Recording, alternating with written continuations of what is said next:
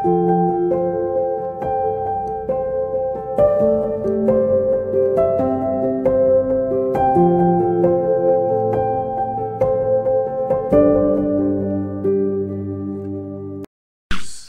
matin, on veut retourner dans Galates, chapitre 2.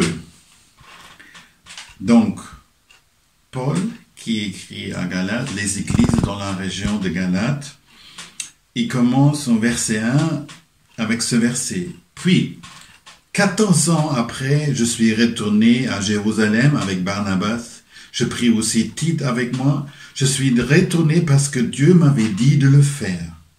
À Jérusalem, je présentais aux chrétiens la bonne nouvelle que j'ai annoncée à ceux qui ne sont pas juifs.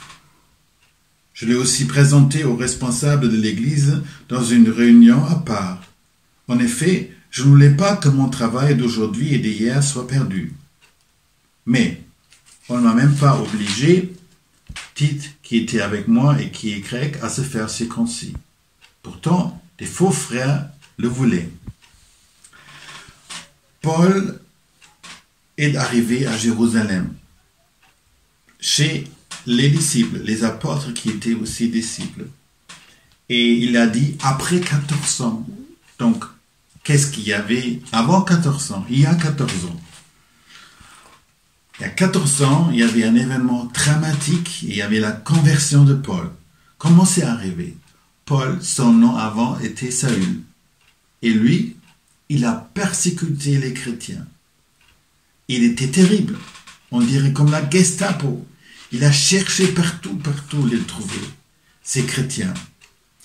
Il était sur la route, on va dire sur l'autoroute de Damas, et à un moment, il voit beaucoup de lumière, comme des éclairs, très très forts. Et il ne voit plus rien. Il entend une parole qui dit « Saül, Saül, pourquoi est-ce que tu me fais souffrir ?» Il demande « Seigneur, tu es qui ?» La voix dit « Je suis Jésus, c'est moi que tu fais souffrir, mais relève-toi et entre dans la ville. » Donc Paul était aveuglé.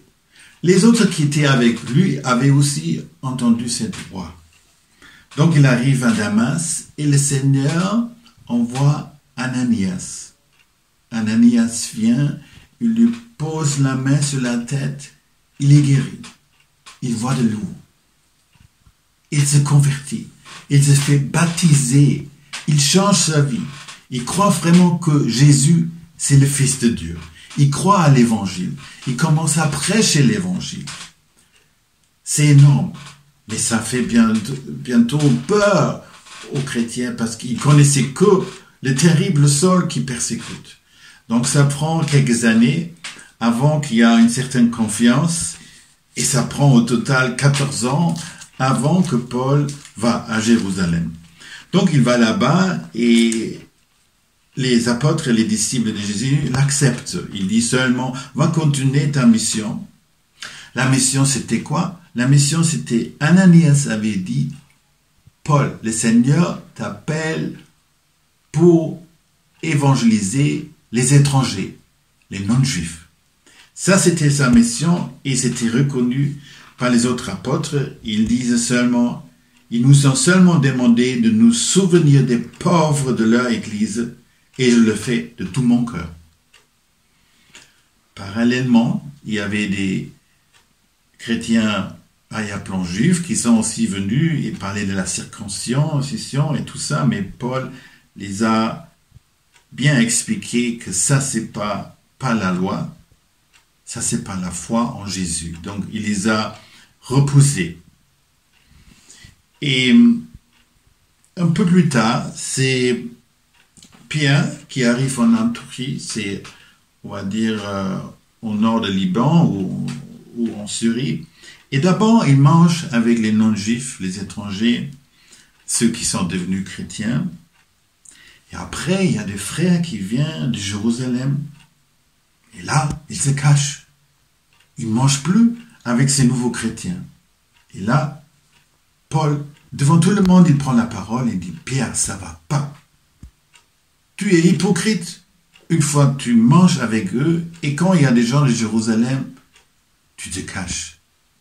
C'est pas honnête, c'est hypocrite, c'est très fort, tout ça.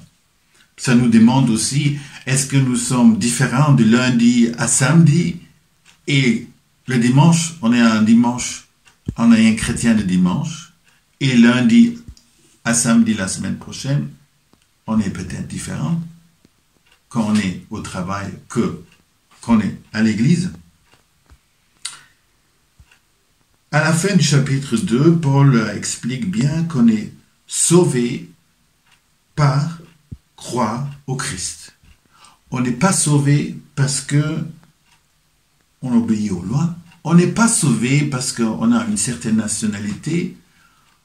On est sauvé par la grâce et par croire en Jésus-Christ. Et ça ne dépend pas de la nationalité. Et frères et sœurs, je vous fais un autre appel parce que Paul, il a reçu cet appel du Seigneur par Ananias. Prêche l'évangile à l'étranger, à ceux qui ne sont pas juifs. Nous, on a aussi cet appel.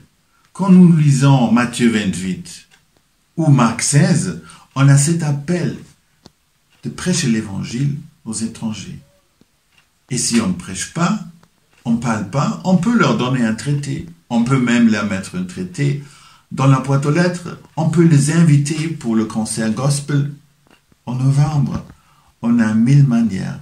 Mais on a cette grâce qu'on a beaucoup de gens ici, de beaucoup de nationalités.